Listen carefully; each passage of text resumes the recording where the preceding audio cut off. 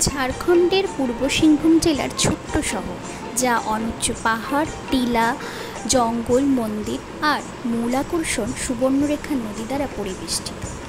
গত 16ই জুলাই আমরা সপরিবারে মেঠো পথ ধরে রওনা দিয়েছিলাম ঘাটশিলার উদ্দেশ্যে।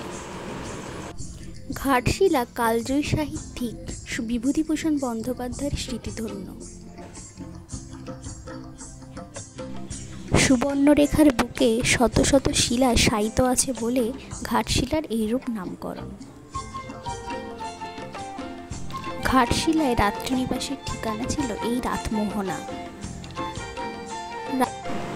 হোটেলে খানিকক্ষণ বিশ্রাম নিয়ে প্রথম গন্তব্য বুরুডির উদ্দেশ্যে রওনা দিয়েছিল। চারিদিকে সবুজ পাহাড় বেষ্টিত লেকটির স্বচ্ছ জল লেকটিকে মনোমুগ্ধকর করে তুলেছে। চারিদিক একদম নিস্তব্ধ, খালি দূরে পাখির কলকাকলি শোনা যায়।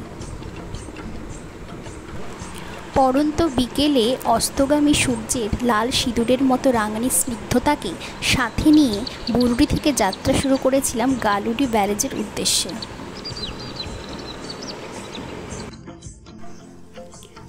গালুডি ব্যারেজে এসে কিছুক্ষণ সান্ধ্য ভ্রমণ করে আমরা ফিরে গেলাম রাতমোহনায়।